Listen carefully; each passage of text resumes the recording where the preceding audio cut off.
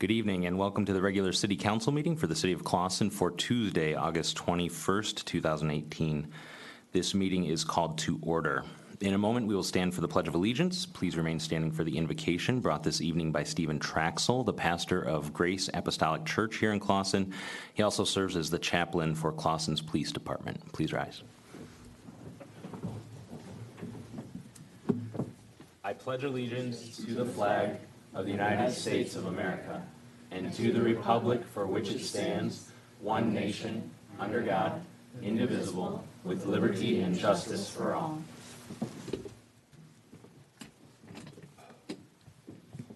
Let us all bow our heads. Lord, we're so thankful today for your goodness and mercy to us. Thank you for another day that you've given to us. This is the day that you've made. We'll rejoice and be glad in it. Lord, I'm asking today that you'd give wisdom and guidance to all those that are here. Touch our council members, touch their families. We ask, Lord, that you'd bless our community, our city. Lord, bless the children, the wives, the husbands that are part of this great city. Bless our department heads, Lord. Give us wisdom and direction as you'd want us to go. Let us know what the will is that you want us to follow after. We thank you for it today.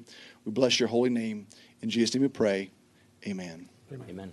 Pastor Traxel? Yes, if you could, please be seated.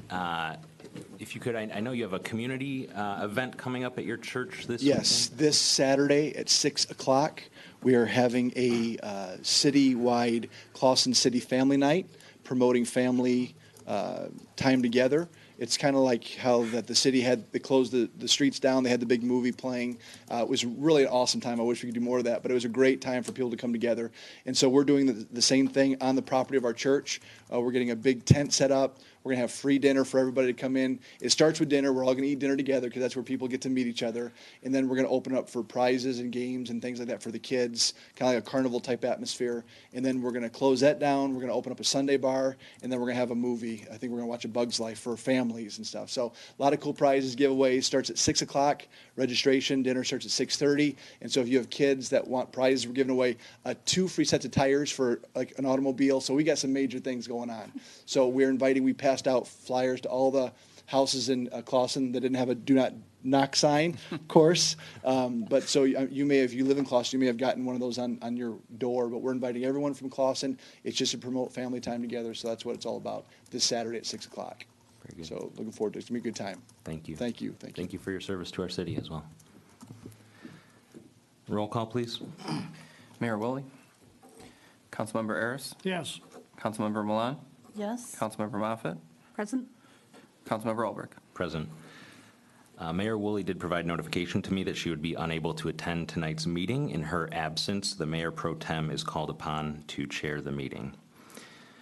The first item for consideration this evening is approving the consent agenda. Included in tonight's consent agenda are the following: minutes of the special City Council closed session meeting held on Wednesday, August 8th, 2018, and minutes of the regular City Council meeting held on Wednesday, August 8th, 2018.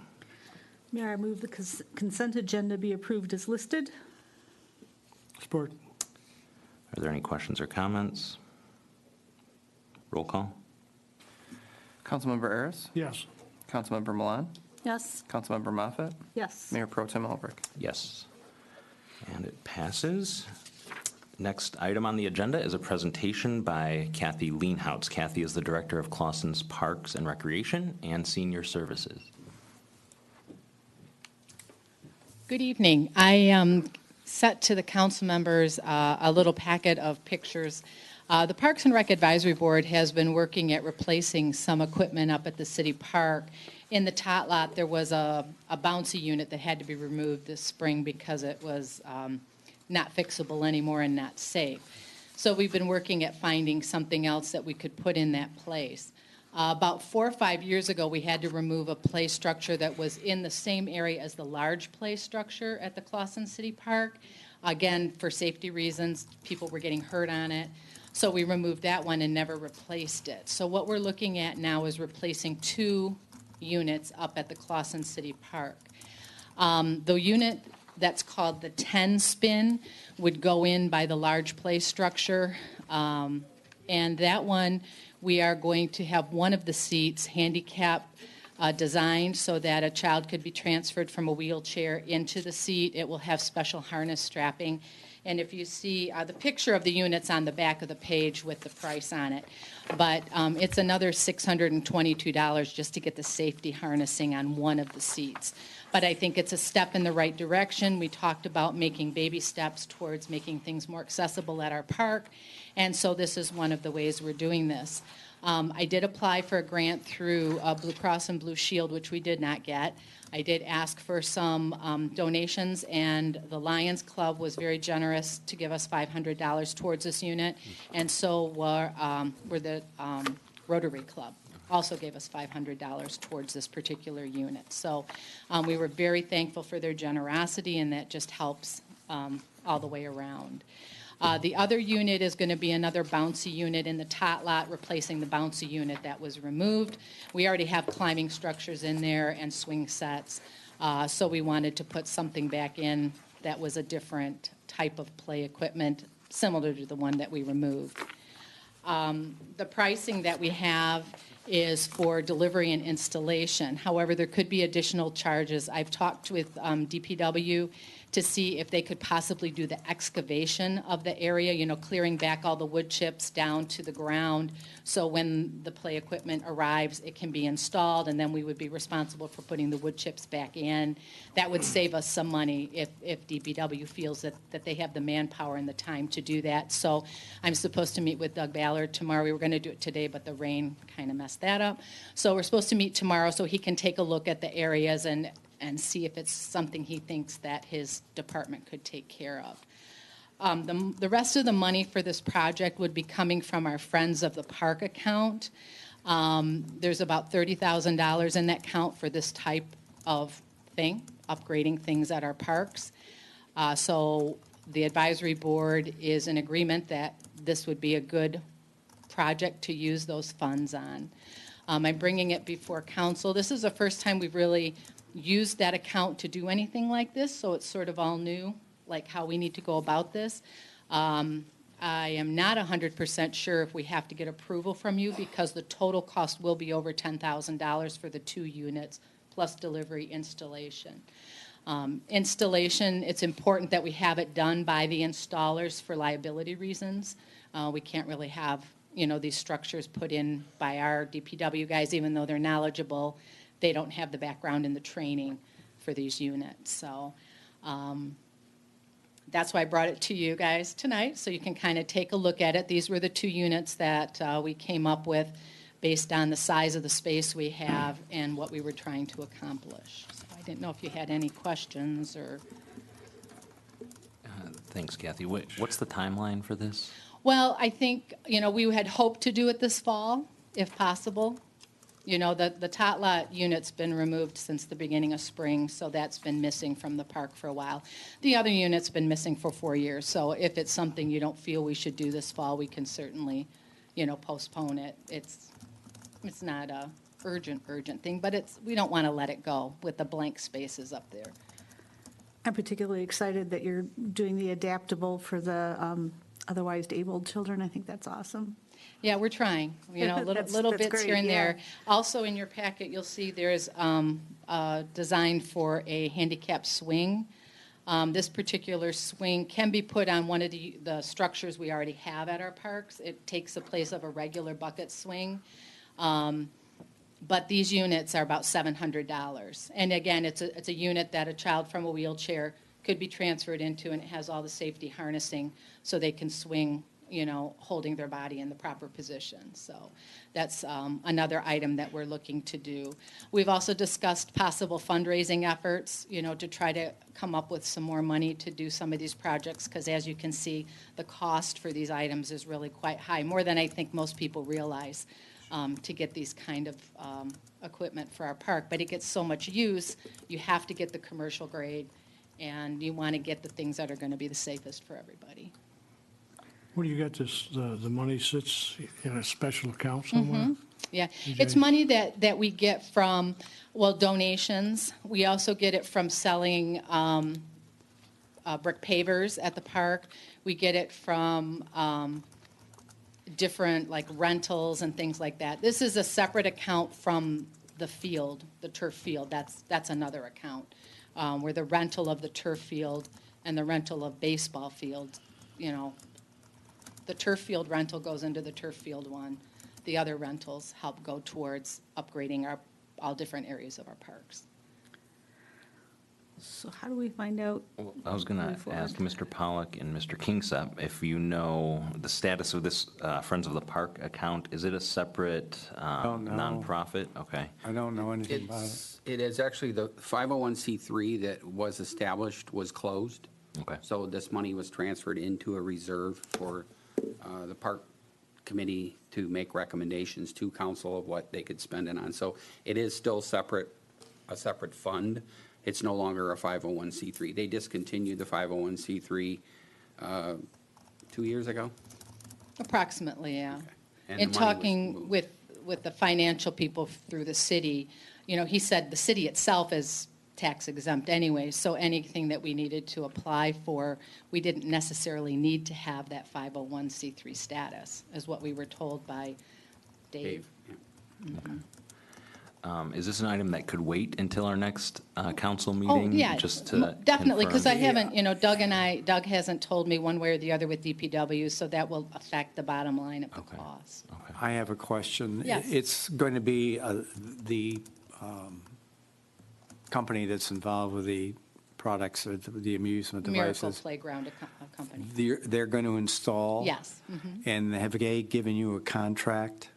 No, I just have quotes as of this point. You may want to, in advance for the next meeting, get a copy of their contract? Well, it's probably, all their things are on here. I can get that to you if you want Could to you? look at it. Mhm. Okay. It's a company we've dealt with many times, and I understand. I'll be happy to Yeah. get that to you. Thank you. Anything else? Sounds good. Nothing from us. All right, so I will wait to hear, I guess I'll present at the next council what I've learned between now and then. Yeah. Thank you I very hope- much. Yeah, I would hope that this would be on the next Okay. agenda. All right, thank you for your time. Thank you, Kathy. Next on the agenda is consideration of approving the request for proposal for planning services for the city of Clawson. This RFP has been a while in the making. Mr. Smith, Mr. Pollock, are there any comments? Were there any other edits or grammatical things that were slipped by that we can amend this evening before passage, or not? So just to clarify, this was presented at the last meeting. Mike, we all had some edits that we wanted to make, so Mike took those edits and put them together as best he could into what we have as our RFP this evening. Mayor Pro Tem, I move the resolution approving the proposed request for proposals, RFP, for planning services for the city of Clawson be approved, and to post the RFP on the city website and be distributed to pertinent planning sites or organizations. Support. Are there any more questions or comments? Roll call, please. Councilmember Milan? Yes. Councilmember Moffett? Yes. Mayor Pro Tem Albrecht? Yes, Councilmember Ayers? Yes. the motion passes. Next item of business is consideration of approving the engagement letter from PSLZ LLP for the fiscal year ending June 30th, 2018. PSLZ LLP serves as the city's independent auditing firm, and this letter will engage them for an audit for the fiscal year that ended on June 30th of this year. Mayor Pro Tem, I move the engagement letter from PSLZ LLP for the auditing of the city of Clawson for the fiscal year ending June 30th, 2018 be accepted, and to authorize the city manager to sign the letter. Support. Are there any questions or comments? Roll call, please. Councilmember Moffett? Yes? Mayor Pro Tem Albrecht? Yes. Councilmember Ayers? Yes. Councilmember Milan? Yes. The motion passes. And next is the consideration of approving a resolution adopting the renewal of the Oakland County Hazard Mitigation Plan. Here this evening with us is Police Chief Harry Anderson. Chief, could you comment on this resolution, please? Mayor Pro Tem, members of council, yes, that is what this is tonight. Every city of Clawson has elected to be incorporated into the Oakland County Emergency Management Program and has adopted the Oakland County Emergency Operations Plan. Every 5 years, the county goes through a review process and develops a new policy, which it's a hazard mitigation plan. And what that does is basically identifies communities' risks and vulnerabilities associated with the hazards, and then recommends ways to mitigate it. It is necessary to have it approved by resolution by each council, each city government, in order to adopt it into the FEMA plan. Oakland County has submitted their plan it's a multi-jurisdictional plan. They submitted it to FEMA, and they're waiting approval from all of the local jurisdictions in order to make it official. So tonight I would request that we adopt that hazard mitigation plan with Oakland County. Mm-hmm. And I can answer any questions if anybody has them. Did they, I don't know what the previous plan was, but did they make any interesting amendments to the upcoming plan? Not Based on life? Nothing really. I would have supplied every one of you, sent you a copy of it, but it's like about 800 Oh, yeah, no, pages. I didn't want to read it. I was just curious. On the Highlights. highlights. Yeah, it's, there was a committee that was on, and they spent a lot of time with it, representatives from around the county. I went up there on a workshop. Nothing much changed with it.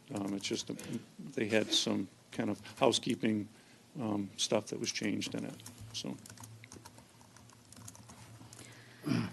I trust whatever you go to and bring to us is good enough.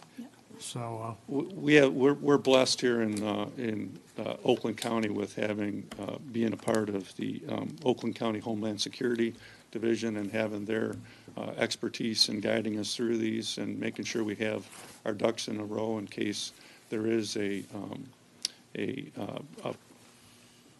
critical incident that comes up so that we can get reimbursement for our costs. And this is just one of those measures, so. Mayor Pro Tem, I move the adoption of the renewal of the Oakland County Hazard Mitigation Plan be approved, and that the chief of police or their designee be charged with supervising the implementation of the plan's recommendations as they pertain to the city of Clawson. Support. Are there any other questions or comments? Roll call, please. Mayor Pro Tem Albert? Yes. Councilmember Ayers? yes. Councilmember Milan? Yes. Councilmember Moffett? Yes. The motion passes unanimously. Chief Anderson, thank you for being here for this next item as well. The next item of business is discussion about items sent to us by the Traffic and Safety Board. Mayor Pro Tem and members of council, I have had a few things that are on the burner from that were, I believe I sent you reports with those, and I continually get questioned by my Traffic and Safety Board members of what the status of. So Mr. Kingsept and I sat down and went through all of these issues tonight and felt it would be a good thing to get open discussion to see any questions, concerns about each one of the topics, and I'm here to provide a question and answer session if that's the way you would like to proceed. Sure. So there was a memo, and we have a letter from Mr. Kingsept about these items. So there was a memo between Chief Anderson to Mr. Kingsept in June of this year. So there are a couple things that came up from the Traffic and Safety Board. One of them is changes to the ordinances, and there's requests for changing kind of the structure of the board, changing some of the attendance requirements. So first of all, there was, it says that currently, as the ordinance stands, it says that one of the 7 members appointed by the city council may be recommended by the Board of Education. And so I don't know who wants to speak to that item there. And I guess I can give you a little background in it. I did a little research in it, and just to kind of let you know, one of the big things that the as you all know, Traffic and Safety Board is one of those boards where we struggle to have membership on. And it's hard, like for the last 2 meetings, we have not had a quorum to handle business as needed. So the changes are mainly geared toward trying to make it so that we can keep the board going and conduct business, and also kind of change the language around so that it kind of relates to how the board operates currently. So. Okay. And I think some of these things are, I think last year we had a little bit of house cleaning issues with our ordinances. And I think some of this pertains to that, where maybe our practice has deviated from what ordinance has prescribed. And so we should either line up with our ordinances or change our ordinances to make them more adaptable to what we're doing now. So Correct, yes, because with the along with the attendance items, we have at the Traffic and Safety Board, those people that it seems like most of the requests are requests for things that could be handled, that wouldn't need a vote of our local government. They would be things like, somebody comes to the Traffic and Safety Board and complains about speeding problems in a neighborhood, or and in those cases, the Traffic and Safety Board talks to the people, and they actually make a request of me to we'll change the speed signs around to try to alleviate problems with that, and then anything that does come forward that would, like a request for a stop sign or a change of any kind of or the issuance of a traffic control order, that of course would have to come to council, because that would be something that does need government approval. So I guess when the members that came up with this language were trying to address that issue in the language for those types of situations. Mr. Kingsup, I see 5 different things in your letter to us. First was to allow for one ex officio, am I saying that correctly? Ex officio member being the chief of police, or his or her designee. In that, since I've been doing this and been involved with it, it's just been the chief of police, or if I can't make it, or the chiefs in the past can't make it, we would have another member of our department to sit in as the ex officio. I've never seen the city manager at our meeting. It just doesn't happen. So that would be language that, I mean, he's not that he's not needed, but if he wanted to come and keep us company and participate, he could, but that's where that language was. Okay. As well as the school board language. Yeah. I can't recall a time when there was a school board member. I guess if they of course would be welcomed. We could use all the bodies we could get, but that's just not applicable with the way it's done right now. Okay.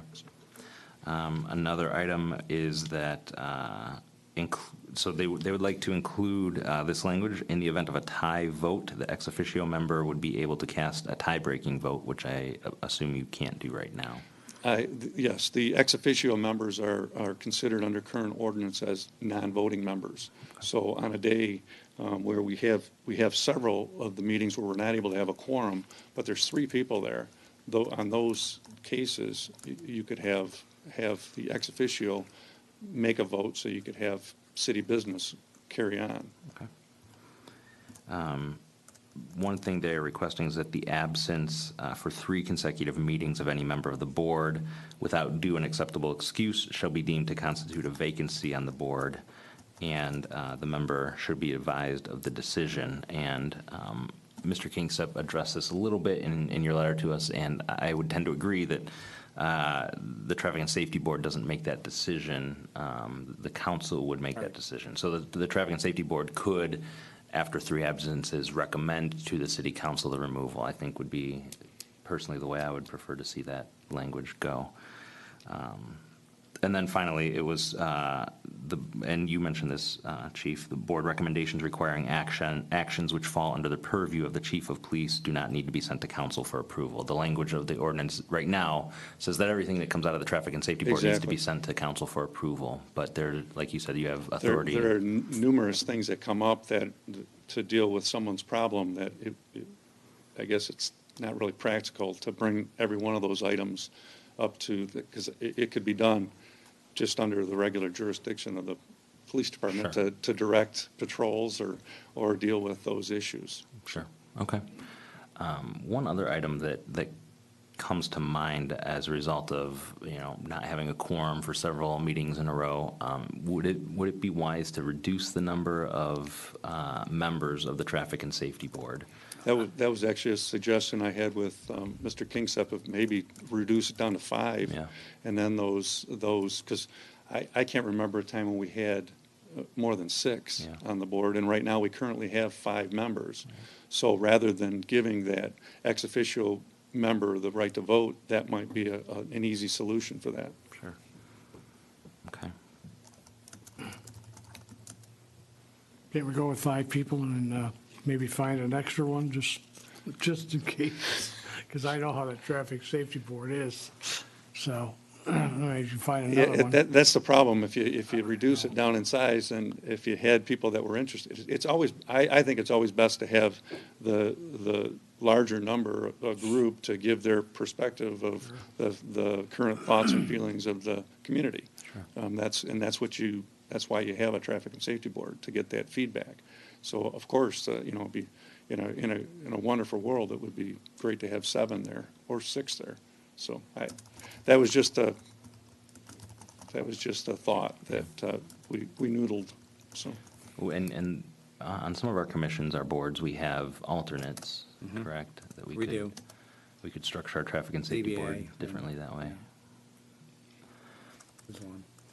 I would love to see these items moved forward for the sake of our traffic and safety board, to give them a little bit more attention. they're trying to.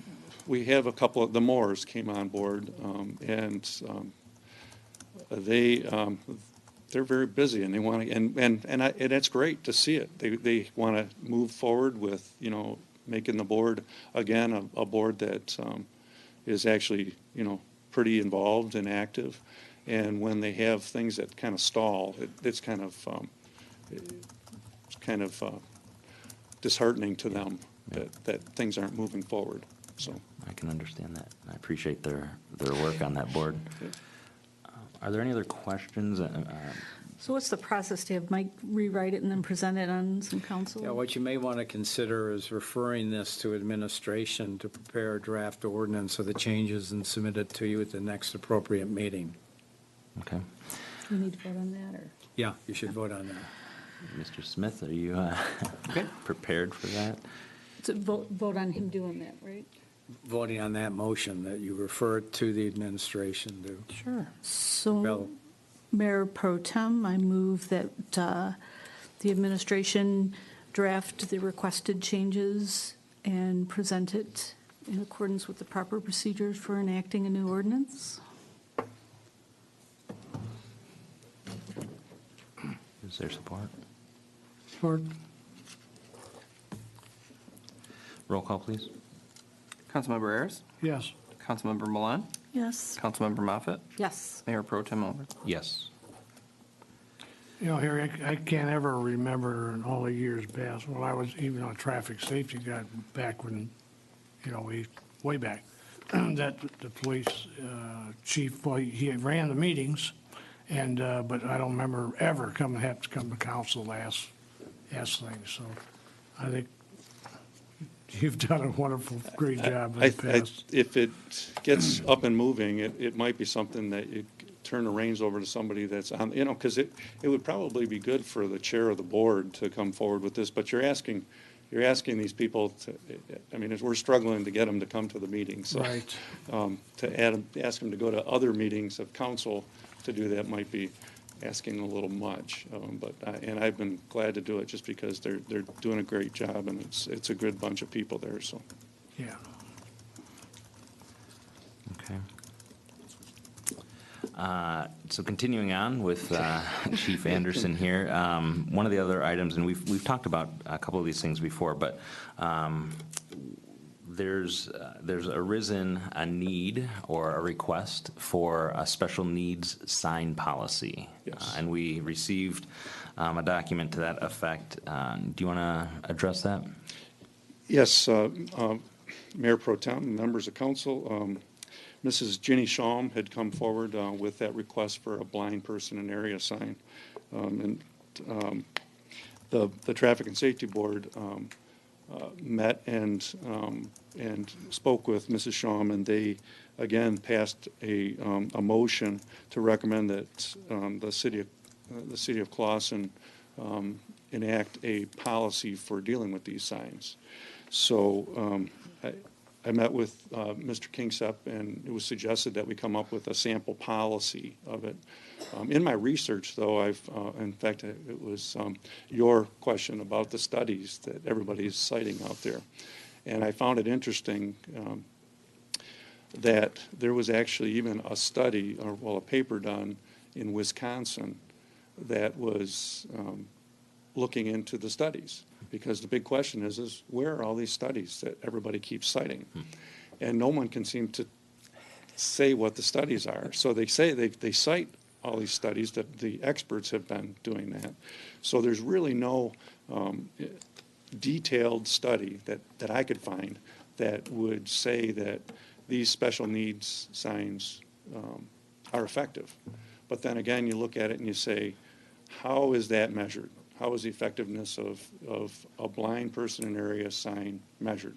Is it, is it the speed that the cars are traveling?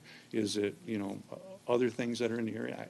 I don't know. I don't know. I think it's one of those things where an advisory sign might be just that, and who knows, people may be traveling the speed because they see the advisory sign. Sure. You don't know if it works, if you don't know that it doesn't.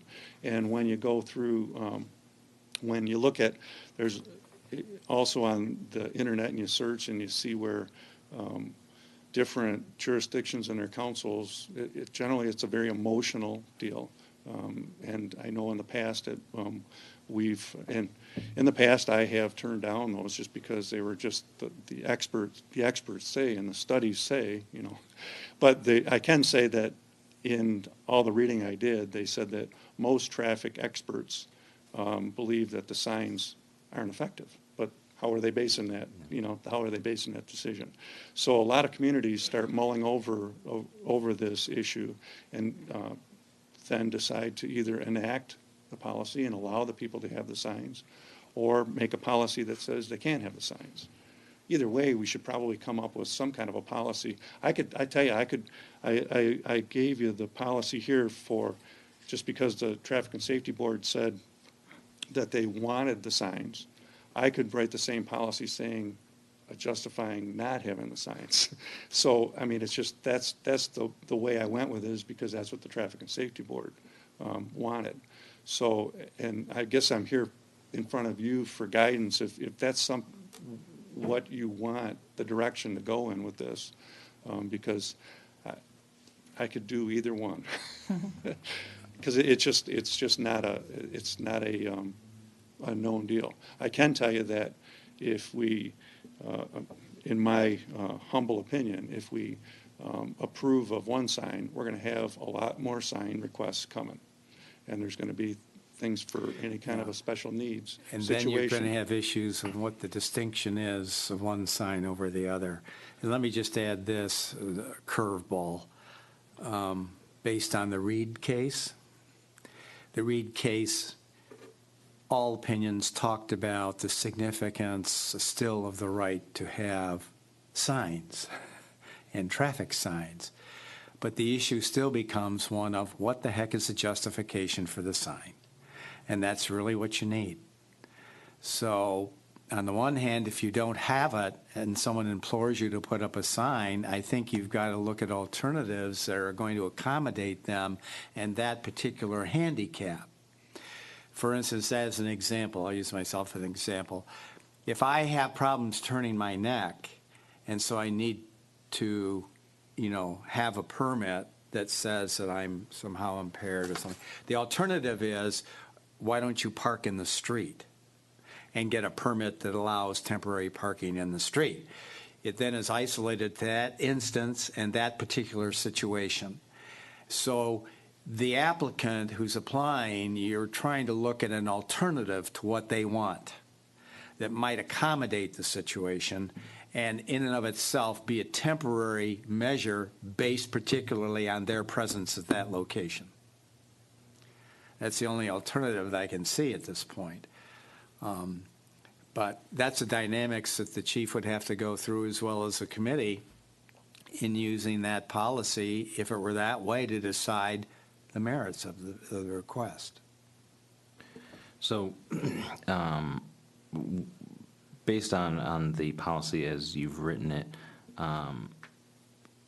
who would be determining, I mean, we talk about a field review of the area. I think the best way to do it would be to allow council to decide that, because it may be a situation where, there's already too many signs around, so that gives you an out, as far as have a traffic control order issued, which would be issued by the council, and once they could make their application to administration could do all their homework and then present it to council as a request. And then council as a body could decide, do we think we need that sign here? Does it warrant this particular sign? Do we have too many signs? Does the sign, as I put in the policy, it can interfere with existing signs that are out there?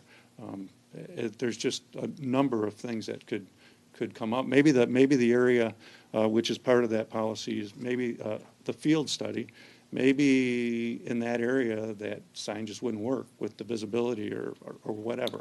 Just a number of different factors. But I would suggest that it be the application be made administratively and then presented to you, and then you guys could decide. So we're bad if we do, we're bad if we Right. don't. Well, I guess in reading what you presented, the only thing that I thought seemed to, and I think it's kind of what you're speaking to, Mayor Pro Tem, is having some sort of criteria for establishing whether or not the sign is warranted in that instance. And I get the physician's note and that sort of thing, but having some other tangible criteria so that we're not being subjective when people, this happens to be a council member's neighbor and this isn't, so we're going to, Exactly. some sort of tangible criteria that we would say, yes, it's warranted, or no, it's not, so that we're consistent with administering it. Yeah, and I think in your policy, you want to say basically the known specifics. The request has to be detailed and appropriate from the standpoint of the content justifying the request. But the Traffic and Safety Board can take into consideration other matters that might be directly relevant. And I talk about that in the sense that, let's say there are a couple other signs on that street or in the immediate vicinity. So you're looking at clutter, you're looking at an expansion of a practice or a policy, and so these other considerations come into play, because you can't ordain what every consideration is going to be there beyond the request. So you've got to have some flexibility to see the framework of how it's presented and how it's discussed and what tangents fly from that allow other considerations. Under the current sign ordinance, would it be possible for people to place the signs in their front yard? If someone really feels that they want one. That is an interesting question that we will talk at great length. I know I saw in sample policies from different places, they had said that the sign that the city would authorize would be on public right-of-way. Right, I mean, I understand that, Yeah. but Yeah, if that's a someone good says, question. no, I really need this. I grew up in a neighborhood where there were deaf children in neighborhood signs. They were just there. And I think as a kid, you notice them because you know the kid, and you're like, oh, yay, they get a sign.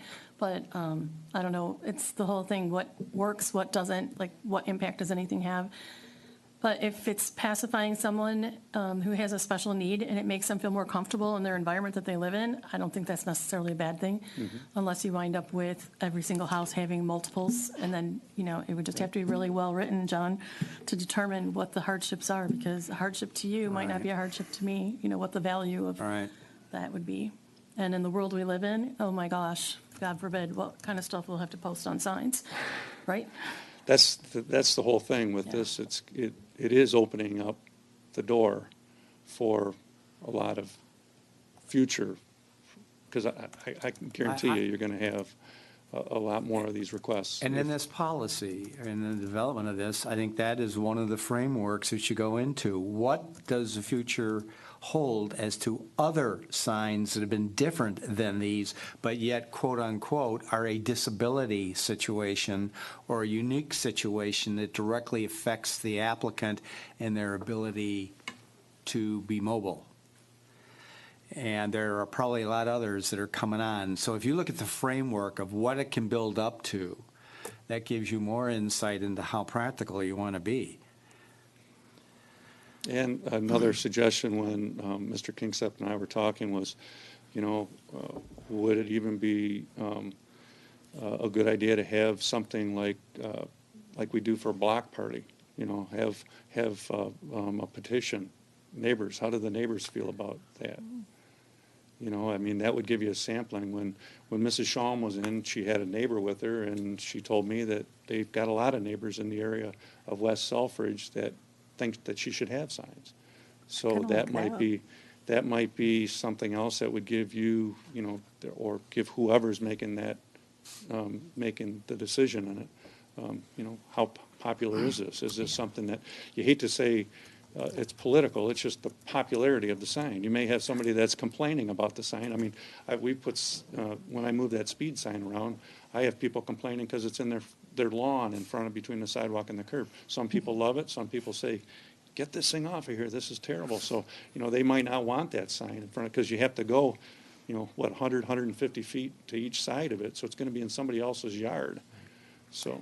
Well, and I wouldn't want to turn it into a popularity contest or something where somebody feels they need to campaign on an individual basis. That would, Yeah, I don't know, I to know, me, I that's don't know if just that's an practical, idea. but- So. Yeah. Paula's got a good idea there. If people wanted to, they could actually make their own darn sign and put it in their front yard. And they're doing a lot of this now with the kids. Our Slow, kids are in drive the like your neighborhood, kids, my yeah. kids are playing there, Yeah. and it's on their own property. It's not hurting They're putting these commercial symbols up, somewhat, yeah. big, yeah. Right. And, Drive like your kids live here, I drive see like around, Selfridge. or Right. slow So- children. Gotta leave it up to the neighborhood. Do what they want to So do. does that mean that we're leaning towards making an ordinance that says you can't have it? I mean, we need to decide what our That's- ordinance yeah, is going to say. We're either going to allow for it with some, strict structure around the ordinance, or we're going to say we're not going to have them. And then, ooh, Mr. Rich Councilman, I can't afford a sign. How dare you say I should get my own sign? It's definitely a tough decision, because it's just, it's been very frustrating working through it Right. and trying to, to work it where, it's going to be effective. How many requests do you see? This is the only one I have now, but there's probably been a half dozen in the last 10 years. Deaf child signs, I believe I had an autistic child in area sign requested in the past. And we don't have any right now. No. So, Years ago, we had, I remember seeing the signs, when I first started back in '84.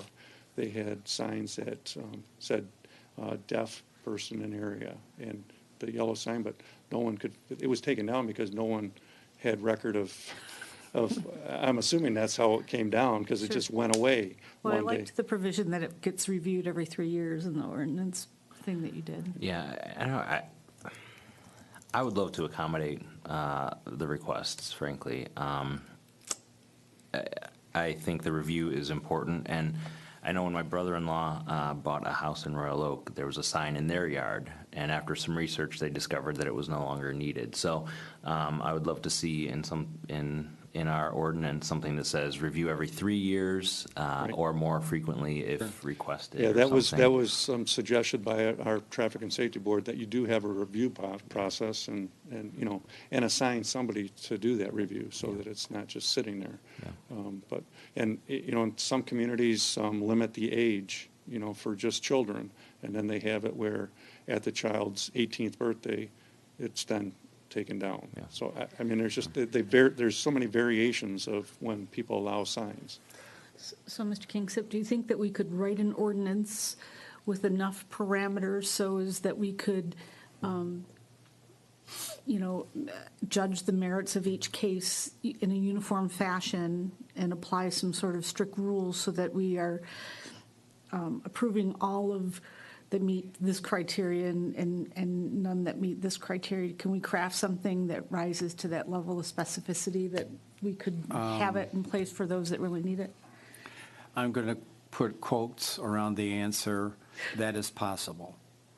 And here's what I'm thinking. The initial entity that handles the request will be the TNS board. Mm-hmm. If the denial comes about, then it comes to the council.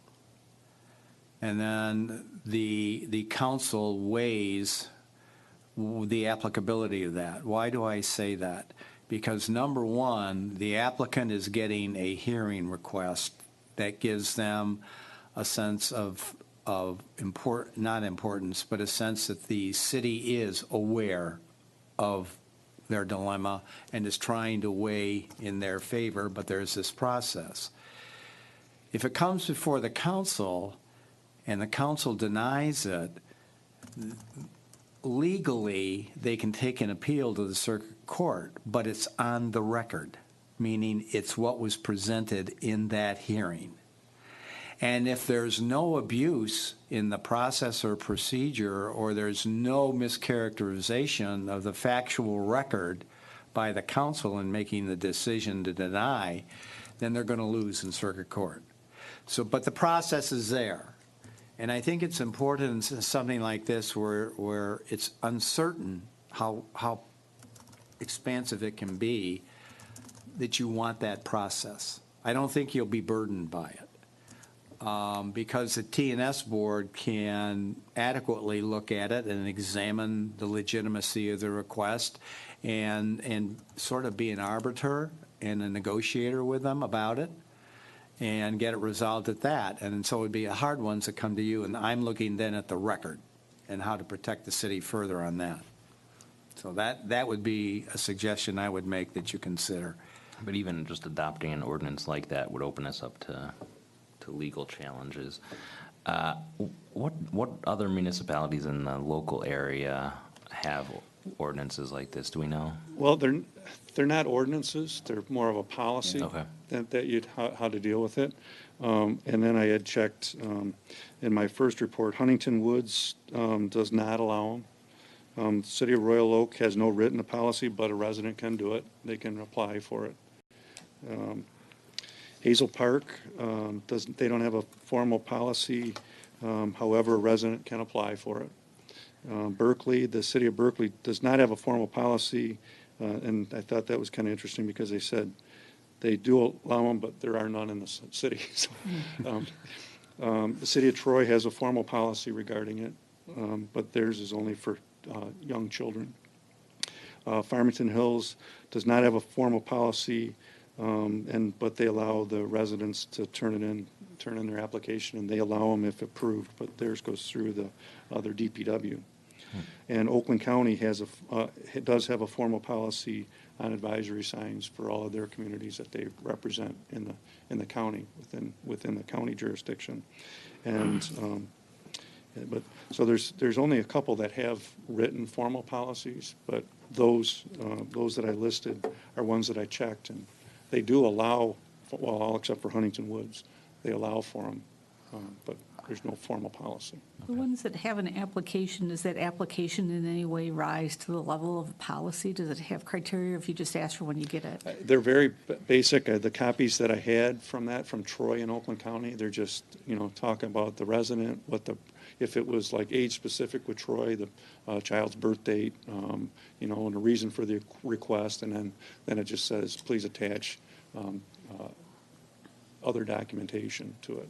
So. You could elaborate the process a little more by making the application more detailed, where they really have to be forthcoming with information that's relevant, because the form can set up that requirement. And that can sometimes be a deterrent, and I'm not suggesting that every case should be that way. What I'm suggesting is that we be more accurate and detailed on these requests just because they're so unusual. And it's hard to put them in a framework of a standard. So I think you might want to look at the application, you might want to look at the hearing process before the T&S board, and you might want to consider an appeal of a denial to you. I don't think you're going to have that many. What about cost? Would the cost be put on the requester? Or is That there a would be fee up to to the apply? city with that. I haven't seen either way of whether they charge people for them. I haven't seen where there's a fee that they're charging for people. I believe Doug Ballard told me one of those signs would be about $70. Including the pole?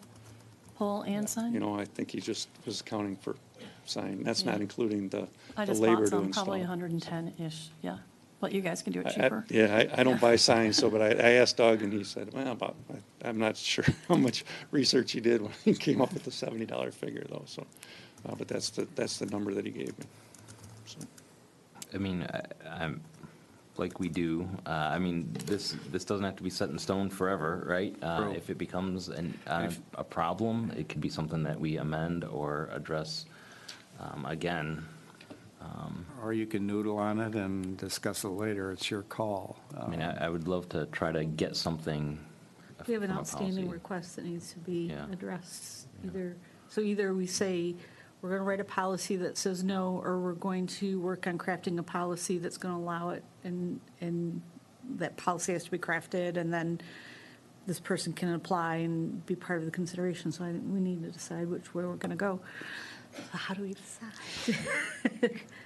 Well, this would again be a motion to refer to administration, Mr. Smith, I'm guessing? Yeah, you would, yes, you would refer to administration, but the question becomes one of whether you're satisfied the special needs sign policy is adequate at this point. Well, are we voting, do we make a motion to accept that policy, or I think we all had some things we wanted changed slightly to that. And that's just a draft Yeah. It's policy a I put draft. together for discussion, so. So again, what you can do is either, send your comments to the chief and then we'll noodle this and redo it. And what we can probably do for your consideration, not action, for your consideration is a proposed ordinance as well, and maybe a proposed amendment to the T&S ordinances about how they deliberate on these things, on these special requests. So it'd be sort of a combination of things. Let's noodle it. Well, okay, I mean, you can direct that to administration for us to follow that outline, and then we can give you enough information so you can noodle it well. So we need to make a motion to have the administration address it, to noodle it. Well, to refer it back, both on any changes, to adopt any changes you might suggest in the policy you've handed tonight, also to look at the development of proposed ordinances, also to look at proposed additional requirements that might be a basis for a showing before the T&S board. So Mayor Pro Tem, I make the motion that the administration be directed to do some further investigation on the possibility of establishing a policy to allow for these types of signs with the procedures and perhaps ordinances, and come back to us with a proposal. Good enough support. Say again? Support. Roll call, please. Councilmember Milan? Yes. Councilmember Moffett? Yes. Mayor Pro Tem Albrecht? Yes. Councilmember Ayers? Yes. Thank you. And then the final item before us, and Mr. Kingstep alluded to this, but John got what- ahead of us here a little bit. Yeah, was the, let's see, the special permitting for medical needs. Yes, Mayor Pro Tem and members of council, that was the other issue. I sent the council and the city manager and the city attorney a copy of my report back in May. We had a resident that lives down on West Tacoma request a permanent parking permit to park on the street in front of her house due to a a degenerative disc. She's got problems with her back and her neck, and she can't turn to see to adequately. And she actually sent me a doctor's note also requesting permission to let her park on the street in contrary to our local ordinance for no parking 2 a.m. to 6 a.m. And again, this is one that's,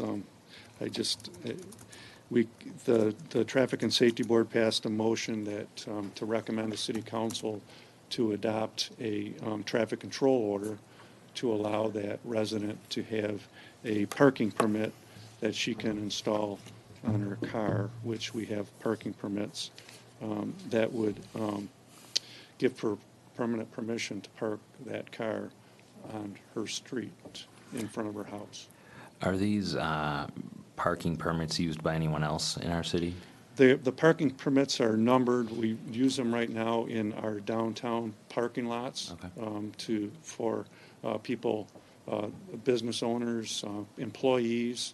We have a ledger of listing all the vehicles.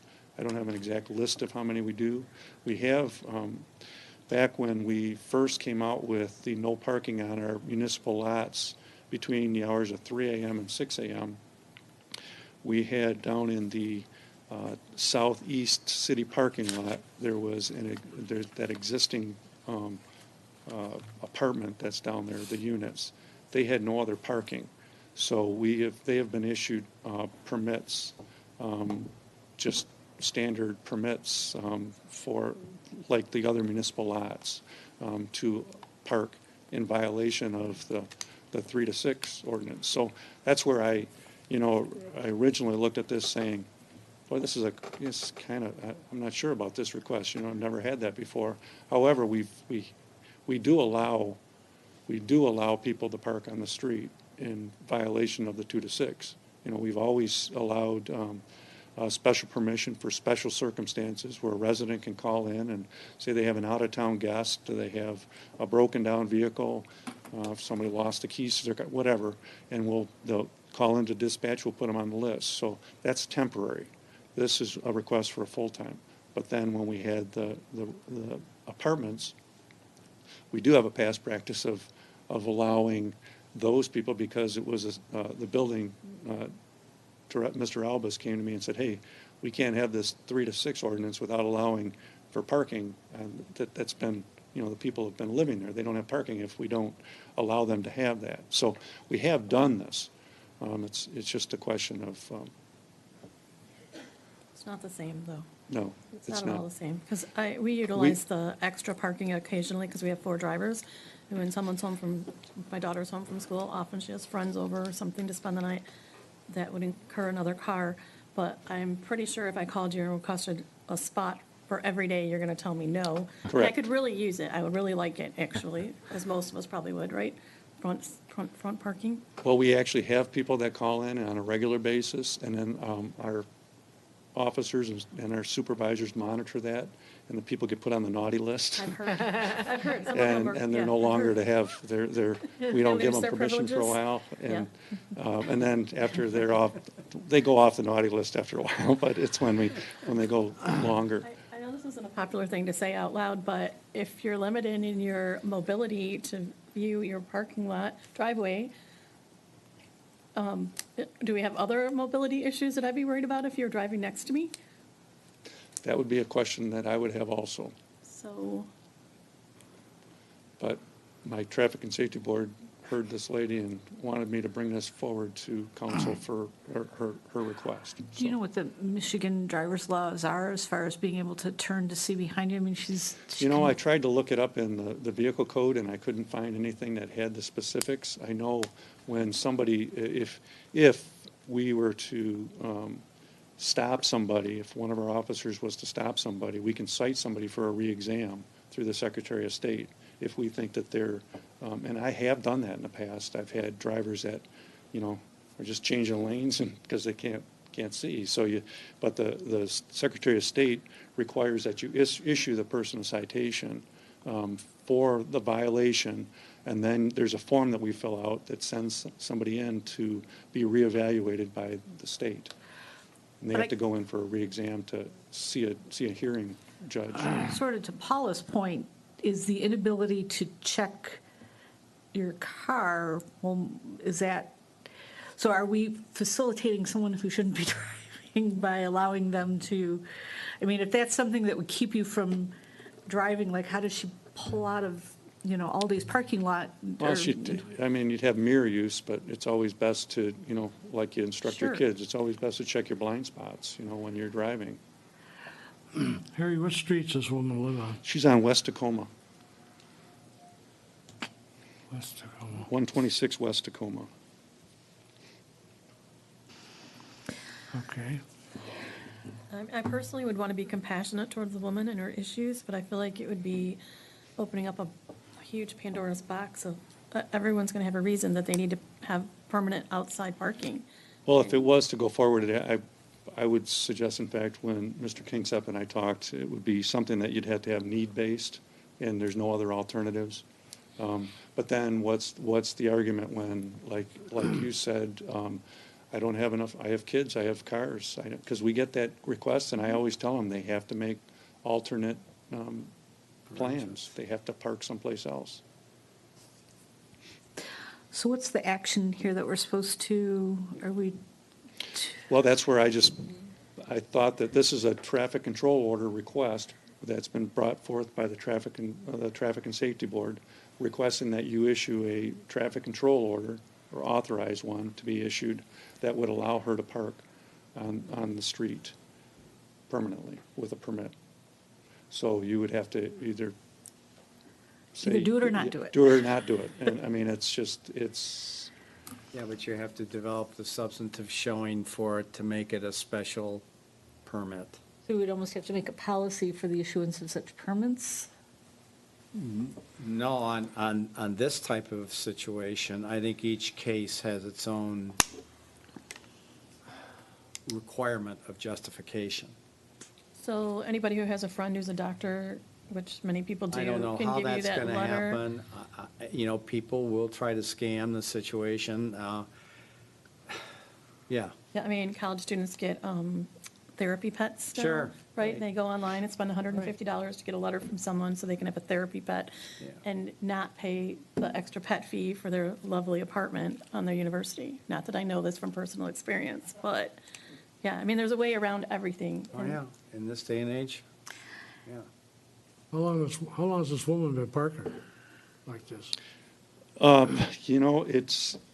I don't know if I ever, if We she ever. heard the story, right? Yeah, She has a roommate that moves the The car roommate now. can move it for her, but Yeah, it's an but it's inconvenience inconvenient. for the roommate, and the roommate's not there sometimes, Well, and instead of the roommate moving the car, can't the roommate back Park the car backwards. into the driveway? Yeah, right. I mean, then she doesn't have to move, she just puts it backwards and then she can just drive out. but then she can't, if the roommate's not there, then she couldn't back into the driveway herself, so. She shouldn't be driving, number one. That's easy as pie. So, Should not be driving. Thank you. it's not for us to, but we have to decide whether or not to Well, grant no, this, do you want right? us to get further information? So you refer it back to administration? Good answer. No, it was just a suggestion. More That's noodling? Contemplative. You've been great tonight, reflection. thanks. Giving me my homework tonight. Is there any motion then to refer to administration this request for traffic control order? Mayor Pro Tem, I move that we ask the administration to gather some additional information in regard to this request, specifically the big picture in regard to what the pertinent other driving issues are for this issue, and refer it back to us. So just to clarify, then that would be find I out, think find out if all of someone our should be able to question- back up. Yeah, all of our big question is how can she drive if she can't back out of her driveway? There's other instances where you need to do that function, and so that, I think our biggest question is, are we facilitating someone who shouldn't be driving, or is this just a, hey, I want to be able to park on the street. We haven't been able to put it in one of those two buckets. And so if she shouldn't be driving because she can't turn around, then we shouldn't facilitate that. Or if she's just trying to usurp the system, then we shouldn't facilitate that. We don't have enough information. Write all that down. Not that we're judging, because we're not. No, This time, no. you really don't have enough. We don't have the on information. this. We can't determine whether this is something that we should facilitate or if it's a legitimate thing that we can assist with. Well, she does have a written letter from a medical doctor stating, so I don't know what more information looks like. I would say you mentioned the citation process where she could be evaluated by the Secretary of State. Is there the ability for someone to voluntarily go through that process? They don't ask you to look around. They just ask you to read the screen. I don't think so. There's, In fact, it used to be, since the Secretary of State required a citation issued, a lot of these people that our officers deal with are old people. And the officers, I think a lot of them sneak through the cracks because the officers don't want to write somebody's grandma or grandpa a ticket, even though that might be one of the best tickets they could get because it might save their lives. But I think a lot of those go away. And, you know, I don't know what their criteria is. I can certainly report back to council on, see if I can, I haven't seen anything in the vehicle code that addresses, you know, what the person's physical ability is. I know that when you complete an OC-88 form is what they call it, it's the number designation for it, but the site for re-exam, it tells you specifics on what was their actions when this happened. So without taking her out for a driving evaluation, I'm not sure how I would come up with that information. But So, I sure can ask somebody or try to find an answer if someone's willing to tell me that at the re-exam through the Secretary of State. So there is a motion on the table.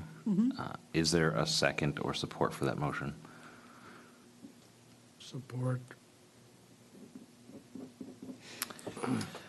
Are there any more questions or comments about this specifically?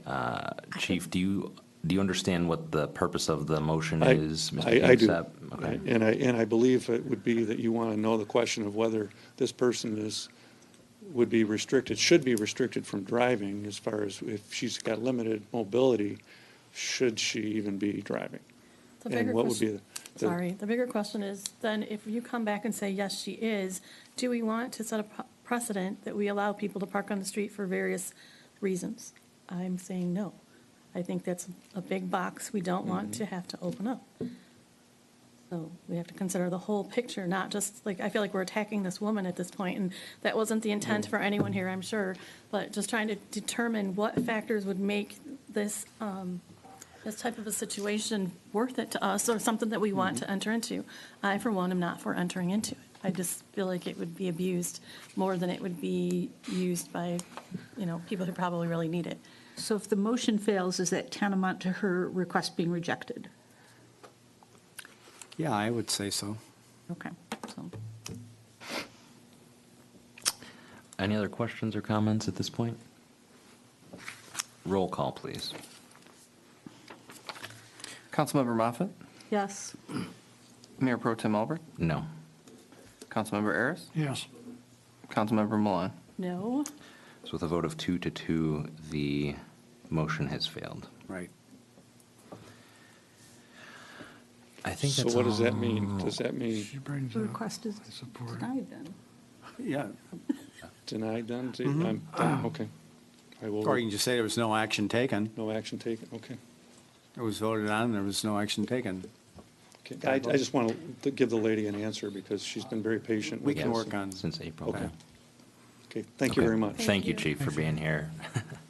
Put you through the ringer tonight. All right.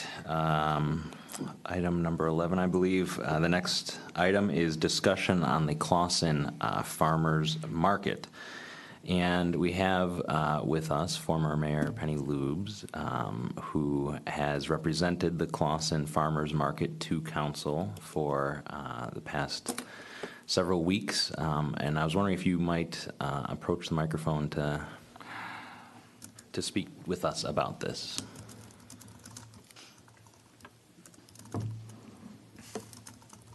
Thank you and good evening, everybody. In my time with the city, many residents and businesses had comments and suggestions. In my early years, one comment was, how come we don't have a farmer's market? Why don't you start a farmer's market?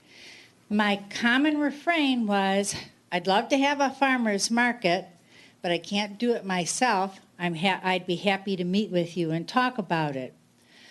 Many people said that. Many people said, no, I just wanted you to do it, until 2009, when I said the same question, the same response, and a resident said, I would be happy to meet with you. Turns out 2 residents in Clawson and I met. We decided to have a trial farmers market in 2009. The market went over very well. We developed bylaws, application to include insurance. We have emergency evacuation. We have welcome letters. We have everything we need to move the market forward. We also met with our Chamber of Commerce, who agreed to be our fiduciary, which means collecting the money we collected from the vendors and issuing out any checks. The 2 volunteers and I were there consistently. One moved away in 2011. The second volunteer elected not to work with the market anymore in 2014. In 2015, Mary, who was the chamber director, elected to volunteer at the market. So this wasn't a chamber function. She and I have been with the market for the last 3 years together. Prior to that, I'd been at the market almost every week, every summer.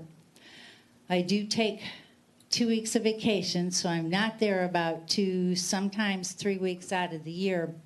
But we're talking anywhere from 16 to 20 weeks out of the year that we've had a market that I've been a volunteer at. Now our Mary from the chamber retired from the chamber and elects not to continue to volunteer.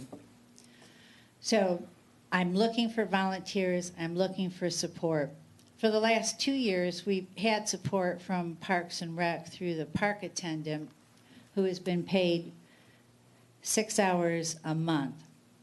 Again, the question now becomes, what value does the market have? If the market is a value to the city, then I need some help with advertising and paying a park attendant to be there with me. What we do in the morning is set up canopies for the musician and special events. We set up signs. We direct people to their site. We're on site if there are any problems. The only problems we've ever experienced is when the pavilion's rented out, and I think renting out the pavilion is a good idea. It brings more people to the market. However, what happens is that people who rent the pavilion like to drive through the market. And again, I'm willing to work with 1, 2 cars and walk them through the market, but sometimes our great renters decide to just drive right through. And that could be a danger to people. But that's the only problem that we have experienced throughout these many years with the market. So if the market's a value, then I'm looking for help with advertising and park attendant. If the market has run its course, then so be it. We'll finish this year and call it a day. And that's where we're at. So when you say advertising, what are you talking about specifically?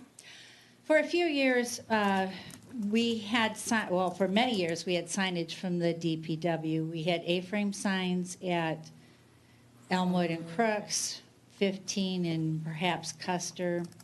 We had an over-the-road banner that has disappeared this year. We also had metal signs similar to traffic signs. I thought there were 18, but I understand there were 15, and they were placed in various spots throughout the city on existing signposts. So help with advertising via signage and what you're doing right now, the marquee, Facebook, flyers. Mark, we talked about this, I think, at the last meeting. Were they able to find the signs? They put them up, right? I saw one, Bywood and Selfwood? No, 15 and I don't know. Selfridge or Bywood. I remember seeing one last Sunday. Yeah, the metal signs, there are 15. They say Clawson Farmers Market Sunday, and they say the hours. Doug did find 15 of those, which he said they can put up at the beginning of the year and then take down at the end. Did he put them up over They the didn't past get 2 put up weeks? this year. They did not get put up. It's not too late, though. She has 5 weeks left or so. How many weeks? Our last market day is September 23rd. Okay, so we have another 4 weeks or so. They found them, that's good. Now can they put them up? They could, if council requests them to be put up. Council, let's go. Yes, please. Thank you. Put them up. All right, that takes care of signage. Now, DPW, or sorry, Kathy, you are in charge of Parks. the parks. So I was there on Sunday, and what's his name? Todd. Todd was there, very aptly standing in front of a chair so that those people in the pavilion who are having church could not drive through him. So he did a really good job. So if it's a matter of 6 hours during the week, can we come up with 6 hours or 8 hours, whatever that day would entail, to cover his staffing? I did meet with Kathy, our Director of Parks and Rec, about that. She deferred to the Parks and Rec Committee, who are waiting to hear what council decided. When Kathy and I spoke, we talked about 5 hours. In my greediness, I would like 6 hours a week. A week. Right now, we have 6 hours a month. Yeah. Gotcha. So let's decide. Is this important to us as an identity to have a Clawson market? Is there money in the budget for that, or is there money available for that? Yeah, sorry, not to put you on the spot, Kathy. So Kathy Leanhouse, Director of Parks and Rec, is coming to address us. When Penny and I spoke, you know, that's essentially what she wanted from Parks and Rec, is that extra body up there and for us to be able to pay that person. My concern is finding that person. I have 3 park attendants that work 8 hours a day, 7 days a week, starting in April through the end of October. If I take one of those park attendants and put him on a Sunday for 6 hours in the morning, then I got to take another park attendant and put him from 3 to 11.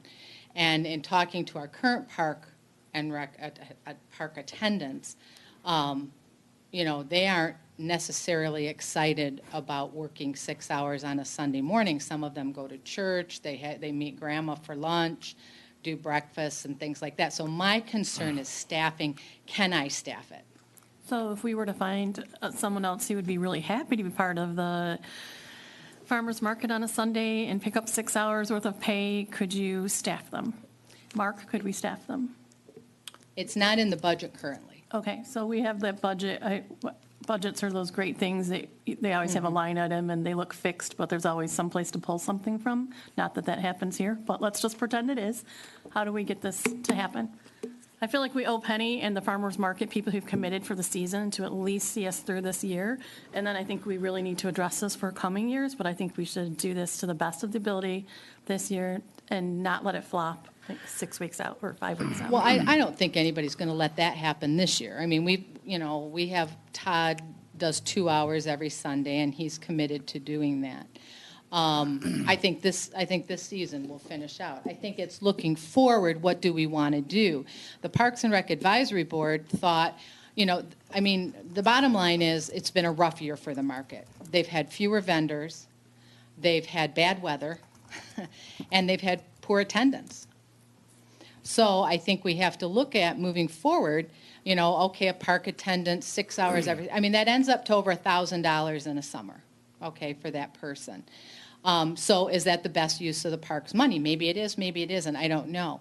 But the Parks and Rec Advisory Board thought too, well, would it be better, and I don't know if this works with vendors, because I'm not familiar with farmers markets, is it better to have the Clawson Farmers Market the first Sunday of every month instead of every single week? You know, I mean, these were things that the Parks and Rec Advisory Board kind of threw out. Is that even a possibility? And again, it wasn't something we could answer because we're not familiar with how farmers markets actually work. I don't know if the vendors don't come, if they can't be there every Sunday. You know, that's that type of stuff. So I think those are things that we need to consider too. And every community around here practically now has a farmer's market. So is the market flooded with farmer's markets? Is that why the attendance is down? I mean, there's a lot of things to look at. Birmingham has a farmer's market on Sunday as well, and their market is way down this year. Now, Troy and Hazel Park have started markets. Royal Oak has their farmer's market. And then Beaumont Hospital has a farmer's market on Thursdays. So I think moving forward, we need to just really evaluate how we want to do that. Penny did talk about shortening the season instead of going to the end of September, maybe just go to the end of August, you know, to kind of shorten the length of it.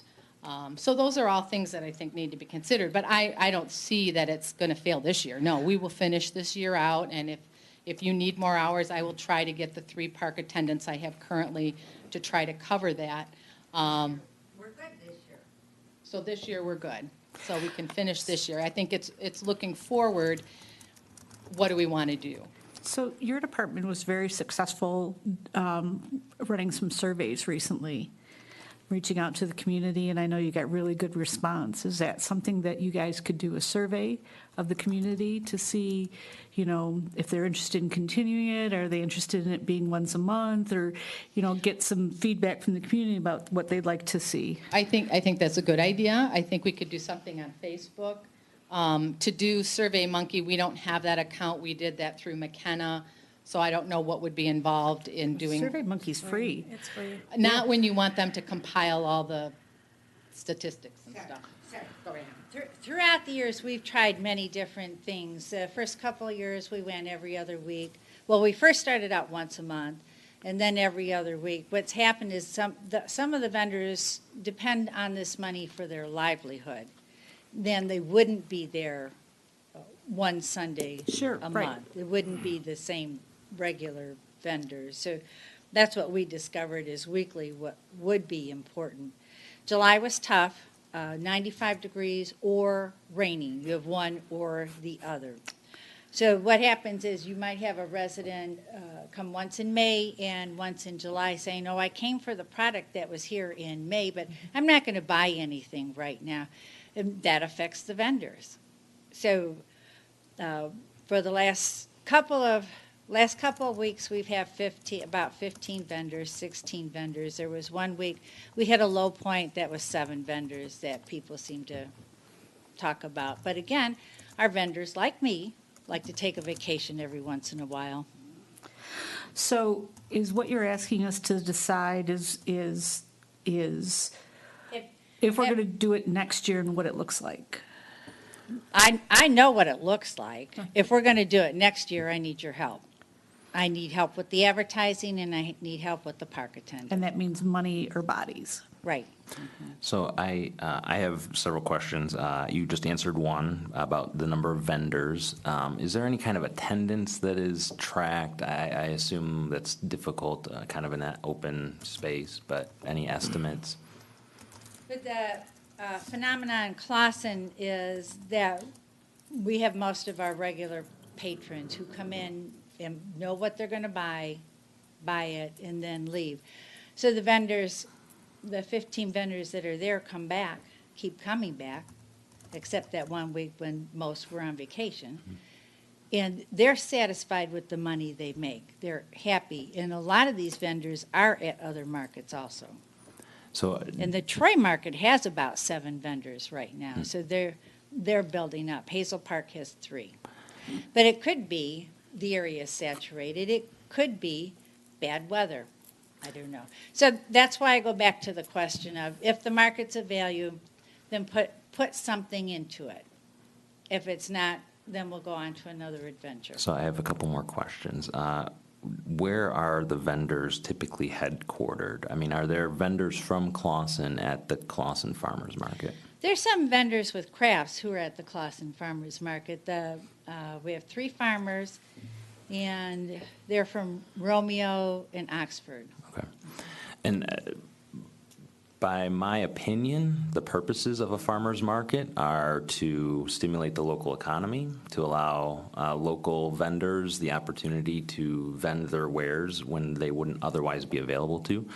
Also, to bring products closer to people that they might not otherwise have access to, whether it's fresh produce or whatever other vendors are there. As far as a community survey, I mean, people are voting by their attendance or not, in my opinion. I don't know that you need a survey to tell you whether or not a product is popular or viable. People are voting by their attendance. So I don't know that a survey is necessary, again, in my opinion. I mean, 6 hours a week is over 10% of our weekly hours of a park attendant, and that's a lot. I assume you've looked into this. Are there grants available to farmers markets? I've applied for 2 grants, one through Beaumont Community Outreach. I've heard nothing yet, but I applied earlier this summer. I also applied for the Brooksy Way grant for that grant is designed for outdoor activities, and I can bring in themed outdoor activities for that. So I won't hear about that for this year. That would be for next year. Okay. Do vendors pay for a booth then? Yes. Okay. And that's generally, that's the money we use for the musician, Okay. because we pay the musician each week. Okay. How much is a vendor charged for their booth? If they pay for all weeks up front, there's a set fee. It works out to about $8.80 a week. In the early part of the year, it's $10 a week, and now it's $15 a week. Okay.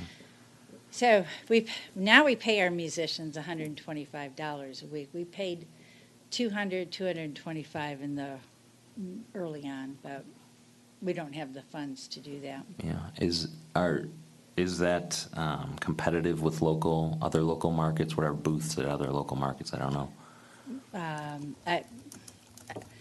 Established markets like Royal Oak are going to be much more. Yeah.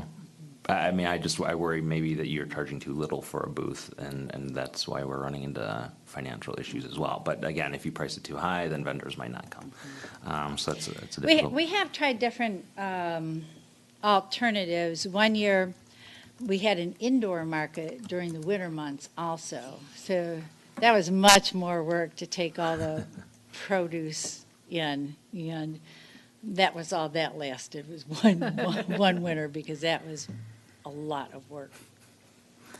So what would be the time frame that we would need to decide whether or not the city's going to put some money towards it, or if the city's going to get behind the farmer's market for next year? Because you said this year's set. If you let me know in December, I'll know whether I'm advertising in January. And that's another thing. Vendors like to commit early. They'll like to know where they're going to be, where their money's going to come from. Okay. And it is a commitment. It's been a passion, which is why I volunteer there for 8 years on Sundays in the summer. But if it's run its course, we're done. Otherwise, we need help. Yeah. I need help. What's your gut? Do you think it's run its course, or do you think it can survive? I think with more effort put into it, it will survive. And effort, not just by you, right? I mean, you can't run this thing by yourself or with the couple volunteers that you have now. I don't have. Okay.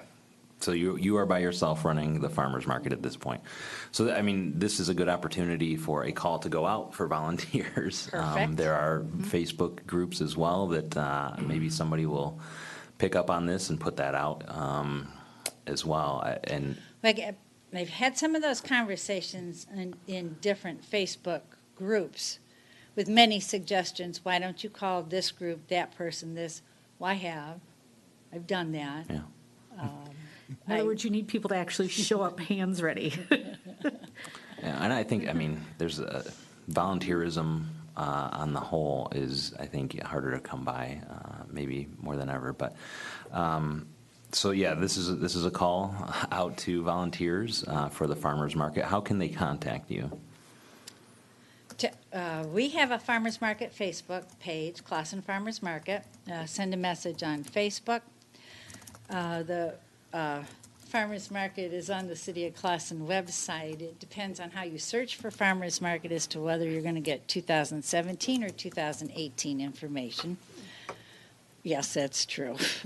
Yeah. If you search up. Otherwise, my email is pennycplr@aol.com or 248-259-6208. And if there are any private donors who believe in the cause of the farmers market, that would be a good time to. And I have been sending notice to various businesses asking for sponsorships for our musician also, and the forms are here. So. Okay. Okay. Well, thank you. That's it's something that we will have to look at and discuss. All right. Thank you. Thank you. Thank you for your work. Next item on the agenda is consideration of the list of bills as presented. Mr. Pro Temp, pay the bills. Support. Are there any questions or comments? I do have the answer that you asked earlier. Okay. I did check with the chief. It's actually 15 kits for updates to their weapons. Okay, so the they're question $20. that I had sent Mr. Pollock earlier today on the list of bills was a parts kit for a firearm for $300. And so what you're telling me now is that it's 15 kits. Okay. 20 all right. apiece, yeah. Okay. Very good, thank you. Any other questions? Roll call, please. Mayor Pro Tem Albert? Yes. Councilmember Ayers? Yes. Councilmember Milan? Yes. Councilmember Moffett? Yes. Let's pay the bills. All right, city attorney's report. Right. Mr. Mayor Pro Tem, members of the council, I have one item there that is designated sign ordinance discussion, and I'll go into that. But there are two others I want to bring to your attention tonight that are not on there, that I was just informed about. The discussion I have is I gave you a proposed motion to defer any enforcement action on political signs. Just leave them as they are, get through the season. And then also, as part of that motion, that we embark upon a couple of considerations. One is a political sign ordinance, and one is a commercial retail sign ordinance. For the first time in my career of reading United States Supreme Court opinions that have constitutional issues, this is the first time I have become aware of three different opinions that can all be blended together. There's the decision of the majority of 5 with Justice Thomas speaking on, in the case of Reed versus Town of Gilbert. There is Judge Alito, who had a separate opinion, concurring with the general opinion. And then there are 2 dissenters who put a different complexion on it. Justice Thomas was very strict, a strict constructionist of the issue of content neutrality, number 1 of the sign. Mr. Kingsley, if I'm sorry to interrupt your soliloquy, but just to explain the issue at hand. So I actually sent Mr. Kingsley a question regarding a Supreme Court ruling in 2015 about political signs and whether our sign ordinances are in violation of First Amendment protection. And thank you for clarification. And I will say they are in violation. I've gone through the commercial signs, and there's enough there when you look at this opinion. But the interesting thing is Justice Thomas is conservative. Justice Alito is a little more flexible. And the dissent raises a lot of worries. So in noodling this whole thing, and I'm still noodling it, I envision the ordinances to be developed to be entirely different than we've done in the past. Because you have a blend of these three opinions that you can throw in your ordinances that may well give it the protection that you want. So I'm really suggesting we think outside the box on sign ordinances, because this decision really forces that issue to come to the fore. The case was very simple from the standpoint of facts. Church advertises their services on various parts of the streets for the year. They don't take down their signs in 12 months, so they get a citation. They refuse, they still continue to do it. They get the citation, and the heavy-handed government administration comes in and begins to, say, look, you're violating our laws, and you've got to stop. The sign itself is content neutral, meaning all it did was address, we have services here on these hours on this date. Nothing wrong with that. However, what the swing was in this decision over all sign cases was to a new consideration. Although we've had experience with that in our own case, but with a new consideration, and that is, all right, it can be content neutral, but what happens if enforcement comes in and requires removal of the sign, which then makes that action a challenge on content neutrality and is government enforcement of a right to display the sign you have? Because, you see, the signs, they had an ordinance that said temporary signs have to be down after 12 hours, and they didn't do it. This court, the Thomas Court, then went into saying, yeah, but your enforcement of that neutral sign is the problem, and that's the discrimination. And that's the violation that you come into play with. So in noodling this, and it takes several readings of the decision, which is about 57 pages long, but it's an interesting decision. And you can really see the blend that's there that you can tie into a sign ordinance and use the magic language of the three different opinions to support a viable sign ordinance. And the sign ordinance might be considerably shorter than it is right now. There are a lot of pages in there. And it can be simplified, I think. Now, that's my thought. But in going forward, I'm certainly going to head knock with a number of people about those thoughts and that design who are familiar with Reed and its import. And also with planners, just to get an input on, okay, tell me how we can really wrap this up where it's shorter, it's sweeter, and it doesn't infringe any constitutional rights. It's as simple as that. And I think we can do it, because it's thinking outside the box.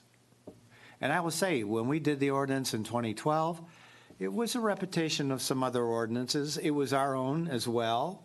I mean, for instance, no one I know of has put in their ordinance the right of a zoning board of appeals to handle sign issues. We have one. And there are considerations, there are 14 of them that come into play where you can get a variation from the sign requirements. I don't know of anyone else that has an ordinance like that. And that's why we're trying to look at this differently. So that's why I'm requesting your action on no action on the political signs. There's going to be a plethora of them. If there's a particular hazard that's related to us by the police department, then that might come into play. But other than that, let them put as many signs on the property as they want to. There are a lot of opportunities to do that right now. And you don't want to go in and start restricting signage. So that's the first part, and the second part is that we be authorized to work on the ordinance changes on signage and get back with you on it, hopefully toward the end of the year. So, just help me here as a parliamentarian. Are we okay making these motions tonight without amending the agenda, as we've been doing? Yeah, I think you can. You're not doing any violation to the agenda. It's a matter of business that's under the attorney report, and he's requested that action. And you can tell that Zioli's Italian Restaurant opened this week with their soft open because there's been a lot of noodling tonight. Spaghetti noodles, noodling? All right, okay. Wow. Duh. Okay. Okay. All right, is there a motion then along the lines of what Mr. Kingsep has requested? So you, just to clarify, you are requesting, one, a moratorium on enforcement of our sign ordinances Regarding political signs. regarding political specifically. signs, and then two, referring to administration working on the Entire revision of the sign ordinance. revision of the sign ordinance.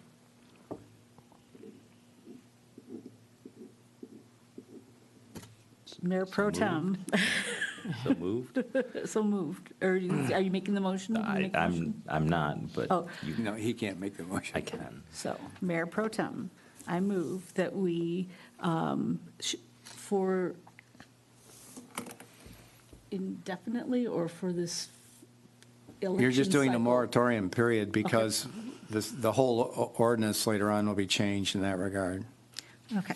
Mayor Pro Tem, I move that we make a moratorium on the enforcement of our ordinance regarding political signs, and further that we refer to administration for drafting and proposing new ordinances in regarding our sign and bring them back for consideration. Are these the two separate items or just you? One, just one, Under one? Okay. unless they want to sever. Is there support for the motion? Support. Roll call, please. Are there any questions or comments further? Yeah, John, are you saying that they can put these political signs all over the place? Well, they can right now. In the existing ordinance, you could put on a sign for one proposal, one candidate each. So if you have a couple of proposals on the ballot and you have 7 people running, you can have 10 signs on your property. So, but as the ordinance stands today, we say that you are not allowed 2 signs for the same candidate or the same Yeah, proposal. right. And I've sought enforcement of that in the past. Yeah. But my understanding now is that that ordinance, as it's written, is a violation of First Right. Amendment according to the Supreme Right. Court of the United States. Right.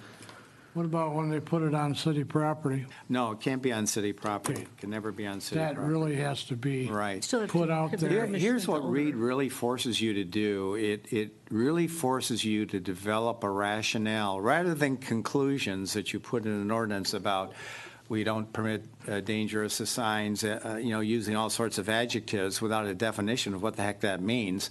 That's constitutionally infirm. And our ordinance has a lot of that general language in the sign ordinance. So we've got to really begin to look at specifics. And I was thinking about this is why I had the discussion somewhat on the special signs that the chief was discussing. Those are going to be permitted really under any of the rulings, but I'm thinking now on these, you really need some justification. It can't be just a doctor's letter, because the question then becomes one of, how do you know the doctor didn't do that under a different scenario than what the person is requesting, or with limitations in the discussion about what he was going to write, but that he didn't put in the recommendation, or he wasn't given all the information. Those are things that you begin to look at. And I think if you're going to get that, you have to get detailed on what type of information you want. And that's why I'm looking at the revision of that ordinance, as well as the ordinance for the traffic and safety on what information they require. So that's where we're going with all of this. He slipped back into the Okay. yeah.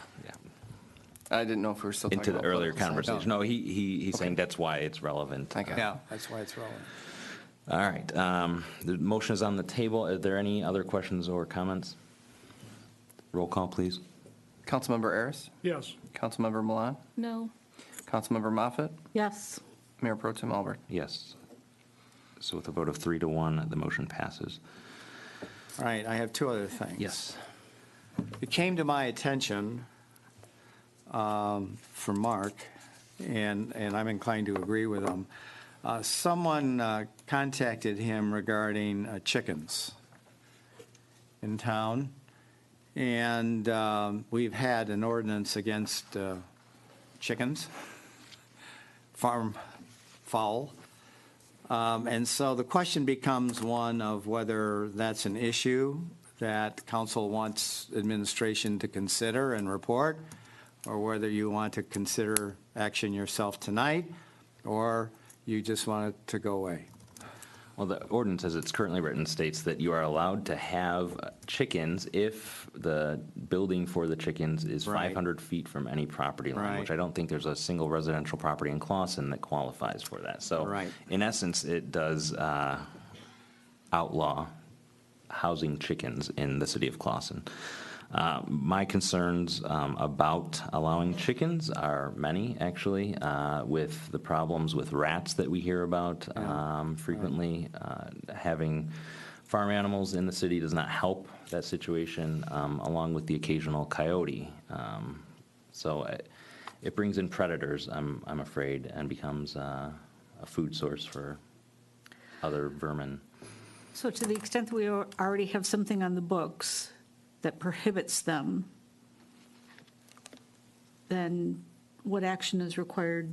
We already prohibit them. There's nothing. I mean, the only thing I can say is that this was brought to the attention of the city manager, and in the normal process, and Mark can amend what I say, is that if law enforcement finds out visually that they're chickens and that observation is legitimate, they can issue the appropriate citation, which would be a civil infraction, I think, under our ordinance. And then Rennes would have to prosecute it. But they've got to get the evidence first. That's correct. A resident who has a neighbor who has chickens wants to know, are we going to enforce the ordinance on the books? And there was some discussion with our code officer that there was consideration given to coming up with a way to allow them. I need to hear that from council. I got the feeling it's just the opposite. So I didn't see support of, I did talk to the mayor earlier today, and she is not in favor of chickens. So I figured I would ask John to bring that to you, to say, if you're okay with the ordinance that doesn't allow them, we will move toward enforcement. When you say she's not in favor of chickens, just in the city Yes. housed, She right? prefers The beef. ordinance as is, she's okay with.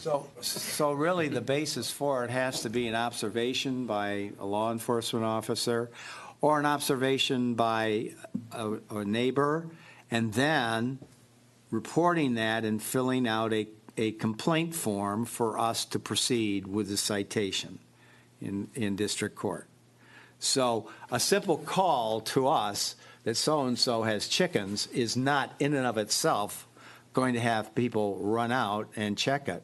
We really need the thorough background information. So if it's a neighbor who feels very upset about what is occurring, then come on in, make an appointment with Rennes, sit down, give them the information, and then we go forward. That's not fair. If I'm listening to a chicken in my backyard and I know it's there, my job as a resident is to contact City Hall and then hope the enforcement officer is actually doing what I would assume is their job to follow up on that. I should not have to go take time off my job and go to see an attorney and explain to him that this is what I'm hearing, and then mimic the sounds and say when I'm hearing them and stuff. That shouldn't happen. Anyone who has a complaint within the city about their neighbors or property or whatever should be followed up by administration quickly and with a quick response to say what action they came up with. And if it requires repeated responses to the citizen who made the complaint, that should be done as well. So we have here this evening Mr. Rennis Nushai, the city prosecutor. Thank you. You're absolutely right. And I was unaware of, the issue to the extent that it existed. However, our code enforcement officer has the authority to just issue the citation, and then we would follow up without any further requirement from that particular resident. Once the officer issues the citation, she's our witness. So the resident would never spend any more time with respect to this. I think Mr. Kingstep's statement was under the guise of if they wanted to address any issues arising out of that with us, we're certainly available with respect to any resident. But the And I'm officer- speaking in the context, too, where someone calls up and complains, because many times, we want to be certain that they really are going to be a witness, because they may have to be a witness. And we want to be sure if a citation is issued, we've got the backing for it. So it's not forcing them to come in, but many times, you're asking the witness, the person who makes the complaint, look at it, you're going to get more detail. We need more detail. We need the hours and so on and so forth in order to issue the citation, because the defense lawyer is going to come in and ask for that. The officer who goes out and issues a ticket and sees the chickens there, okay, they can say it's a violation of the ordinance, but he doesn't have the background. So to what extent can they investigate the existence? I mean, so I say, the lady down the street's got chickens, but she stows them away when she's gone, and so the enforcement officer goes out and says, chickens, what chickens? I mean, to what extent, how does that process work? Well, it follows any other, Right. it follows any other, and it's not a crime, it would be a civil infraction in the city. It follows any other process that we have in place, which code enforcement cannot enter the property right. without. And that's why you would need someone to not just call, and they can't just issue a citation because you called. You need some more evidence that they can follow up and They cannot substantiate. go in the Right. backyard. That's correct. And our trigger, for all intents and purposes, all we need is that one call, and it'll trigger a knock on the door. But beyond that, we're not going to be able to investigate without something more. Could we issue a citation? Absolutely. So if I take a bunch of pictures, that's more Listen evidence, to the yeah. sound, something, anything, that code enforcement officer would have the ability, and the standard on a civil infraction would be preponderance of the evidence, which is 51%. And, could we and would we satisfy that in court, even short of testimony from someone just with a court enforcement? Probably, most likely, actually. But sometimes, could we have an issue? Yeah, we could have an issue, and Yeah. we're fighting chickens. I guess I was, I wasn't aware of this particular nuance with respect to the 500 feet delineation with respect to the city. That's probably an incorrect way to control this, and I think probably I've been working on some other amendments to some of our ordinances, and I was going to bring it in front of council along. Eric and I have been working on this for some time, and bring it in front of council just as one package. With your permission, I'm going to add this, there's probably a better way for you to make a determination as to what you want the policy to be with respect to this. And instead of creating a policy just by making it impossible for someone to have it by way of distance and by way of just the practical limitations of the city, probably just to have an outright policy that probably has more of a solid footing when it comes to the law. So Yeah. I think it'll probably benefit this council. And let me say, from my background dealing with these neighbor situations, I've had circumstances where I've allowed the next door neighbor to a situation to allow the person complaining about to go on their property and take photographs in the back. That's not violating any law. But our code enforcement, as Eric said, they just can't go back there, or we're going to get sued. But if they can hear or visually see something from Absolutely. the street, from public property, they could enter the. Well, entering is still an issue because Right. this is in a civil infraction. Okay. If it were a criminal matter, then they would require a warrant, which would be issued. They could submit an affidavit, get a warrant issued. But unless- if our code enforcement officer sees a chicken in the backyard, is That's that all it's not required. preponderance of evidence? It is. Okay, That's it. okay. That's it. All right. That's all we require. So this happened a couple weeks ago, and the rooster that was in the backyard went off to Little Rooster Farm, right? Gone, not Yep. like really gone? Yes. No more complaints, right? Now, the other thing is that, and this is public information now, is that the police happen to be engaged at the Motel 8 on some activity which has now been referred to the prosecutor's office for felonies. And apparently there's a history of some activity occurring at that site. So I just want you to know that Eric and I have had a brief discussion, but I think it's time that maybe we have a visit in the office here with the owner to talk about what's going on there and to make sure that there's no reoccurrence. But 3 people were arrested, and they're going to be faced with felonies. So I just want to bring that to your attention. What's the recourse if that kind of activity continues there? Because that was a pretty. There are a couple of ways to do it. I've done it before by setting up an argument that a nuisance is occurring and continuing of criminal activity. And that, we have enough proof to show that it's on a frequent basis and so forth. What we do generally is the police take a more heightened approach to surveillance, and we get the documentation, and then we develop the civil suit for the issuance of an injunction to try to make sure that conduct no longer exists. So there are ways to do it. So how can they do that? Because I would assume the owner is not really party to that activity. May not, but the owner is responsible for the activity that goes on in the premises, particularly if it's a nuisance to their surrounding area. It's not a franchise operation there. It may be a franchise, but they're the owner, and they're probably in the franchise that has that particular site. So we're going to have a conversation and see where it comes out, and we'll let you know what the outcome of that is. Thank you. That's it. That's it? City manager's report. Just 3 quick items.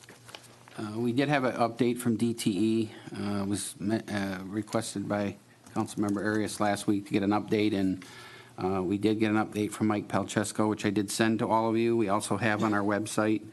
They are in the process of replacing in the northwest section of the city, which they deem to be the worst condition due to equipment failures. They're replacing poles, lines, transformers. I believe there's still poles that are waiting, and they're doing significant tree trimming as well. The tree trimming will also continue in that area. And then I'm asking Mike for an update on tree trimming throughout the rest of the city in areas where there's been issues with trees. So when I get that update, I'll forward that. But that is on the website. I know Mike put that on there for under a DTE update. Asking ye shall receive. 2 recycling bins are now at the Laundry Palace. They were not aware that the plastic bags with the plastic containers were not going to recycling. So Doug talked with them and informed them that if they were interested, we'd give them a bin, and they said, give us 2. So they have 2 recycling bins now for the recycling of, there are a large number of plastic containers that we actually get a decent price for credits back. So that has been taken care of. And I did see today on an update from our general manager, the Waste Wizard, which is on the Sacra site, is now active. So you can go on to the Sacra site. It's prominent on the front page.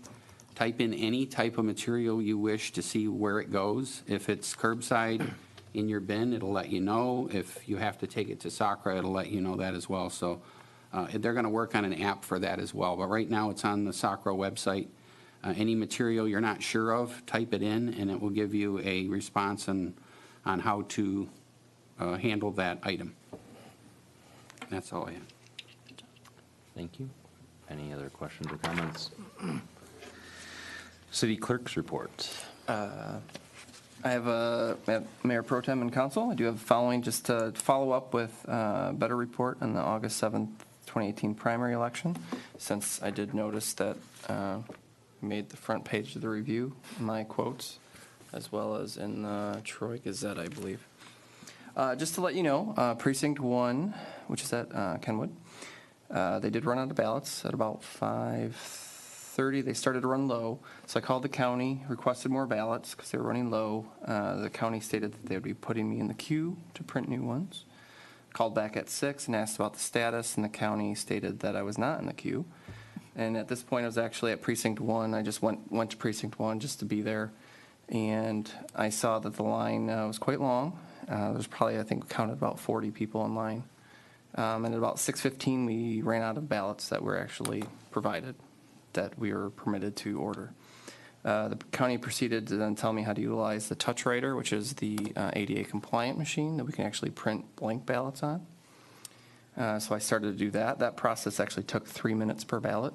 So I had to run the process through and actually have one of the workers push one of the buttons and then go through the whole process. Well, and then the other issue happened where then the toner cartridge ran out because they weren't meant to print 25 ballots in a matter of, half hour. Generally speaking, we haven't had them used. We've only had 2 elections with the machines, but we will for sure be ordering more cartridges across the board. All the counties realizing that we need to have them on hand. This process, again, like I said, took 3 minutes. I was then told to print them because then those ran out. So then I was told to print ballots on legal size paper. So I had to get into the school office, print them out that way. Actually, I had to come back to City Hall first, go through that process, download the sample, and then print it out. And then people started voting just so we could get them to vote. And then we utilized every single extra ballot, all the spare legal ones, and then the county finally showed up at about 7:30 with 50 extra ballots that they had printed on regular stock, which was 17-inch long paper. And we literally used all 50. The last gentleman in line was the last ballot. So we completely exhausted every possible scenario. With everyone waiting patiently in line for about 30 to 40 minutes. We did have some parents and children. They were coloring on the floor. They were being very gracious, and it was wonderful. Our workers handled it with grace, and it was great to experience that. Precinct 2 was similar, but we were actually able to use up we went through all of our test ballots. Like I said, every possible scenario we did. We tried to. For some reason, 3 never ran out. We had enough for 3. Precinct 4, which is the high school, was very close. I think they only had 15 left. So they were right towards the end. And Precinct 5 was the same way. I think they only had 3 left. So we did see a high demand in AVs this election, and we are only allowed to order a certain amount due to the statute, which is coming under question. A lot of things that is coming under right now. There were many times that things could have been resolved, and of course, moving forward, we hope this will never happen again. And in November, this will not happen because in November elections, we order 100% plus. So every voter will have a ballot. Then we also order overage for spoilage if anyone crosses or spoils their ballots. So we don't have to worry about that. But it's these August special elections. They're looking at the language now because we're seeing that in this, this political realm or whatever we're at, or wherever we're at right now in society, we're seeing a higher turnout, which is wonderful.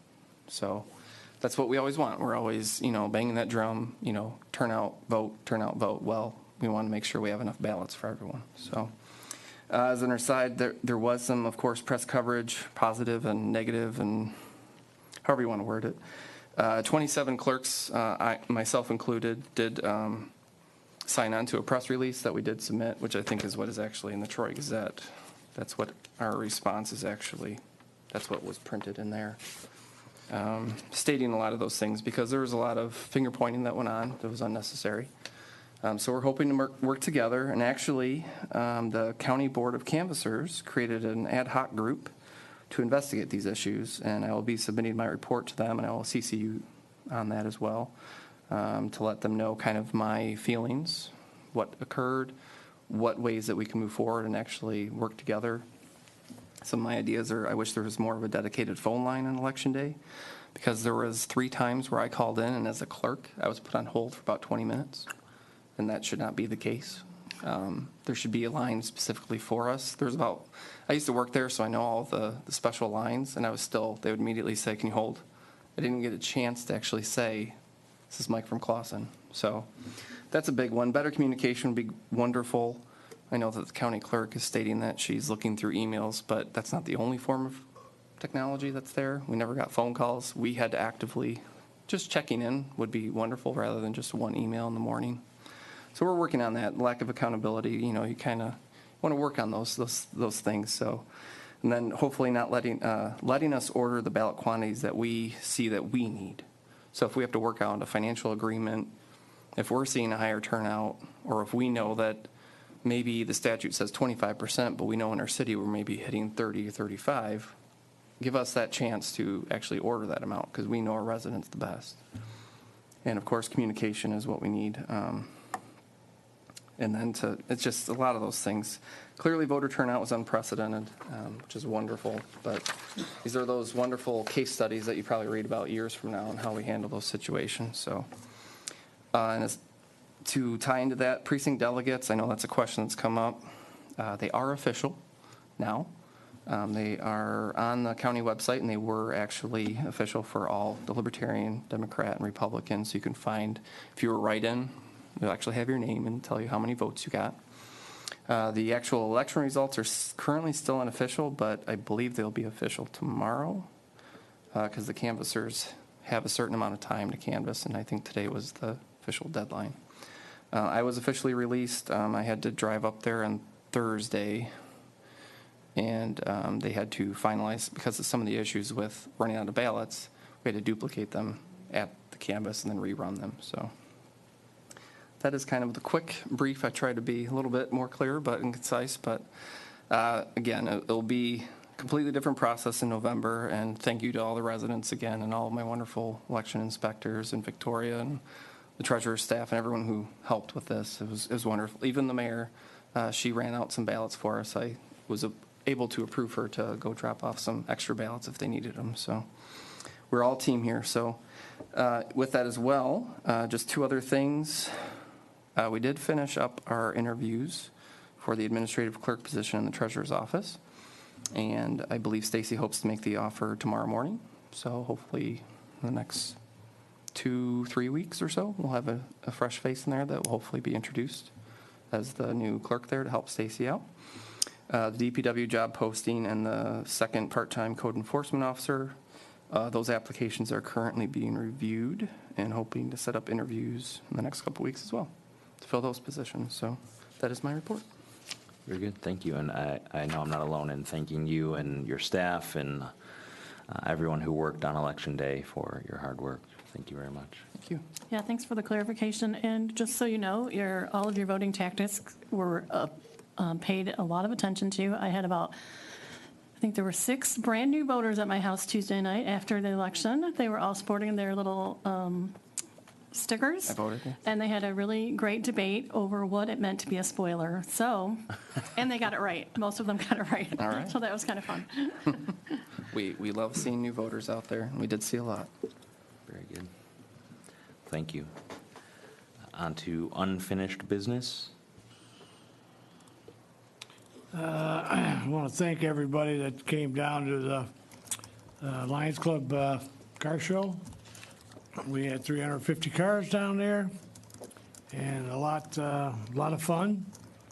And I want to especially thank the DPW. They did a wonderful job. Doug, Matt, and Dave, and the whole crew. Police department was down there walking around, and they made some of the cruisers look pretty good with the guys walking around. They were all friendly, no problems. Thank you for the Lions Club for all the help you gave me and all our sponsors from Clawson and all over. So I guess we're having another one coming up Sunday. So I'll let Matt explain that one. So thank you very much from the Lions Club. Thank you, Howie. On to new business. Mr. John Weingarten of our building department and his wife Marla welcomed a baby girl, Harper, on August 10th, I believe. And so congratulations to them. Community events. Right now, the police department is still collecting school supplies for their school supplies fundraiser. Those can be dropped off here at City Hall. And I guess at the farmer's market this past Sunday. That's irrelevant now. So Clawson Police Department every year looks to collect backpacks, paper, binders, crayons, markers, pencils, pens, school supplies. And And they do a great effort here and collecting those for students who are in need of those things. So make your donations again here at City Hall. As Councilmember Aris alluded to, the Billy Sohn Memorial Car Show is this Sunday, August 26th at City Park. Registration for car owners is from 8 a.m. to 11 a.m., and the car show goes until 4 p.m. In addition to the vehicles, they will have trophies, raffles, food, and entertainment. And then, as usual, on Sunday, the farmers market will be from 9 a.m. to 1 p.m. The Friends of the Library end of summer book sale starts on Monday, August 27th, and goes until Wednesday, August 29th. All proceeds do support the Friends of the Blair Memorial Library. And in recognition of Labor Day, city offices will be closed on Monday, September 3rd. Is there any other new business? I think there's a blood drive at the city on August 30th. I got a notice from the Red Cross. Yeah, it is next week. I believe Thursday is the date, so Yep. is that the 30th? Okay, thank you. All right. We will now the floor is open for public discussion. If anyone present wishes to approach the microphone.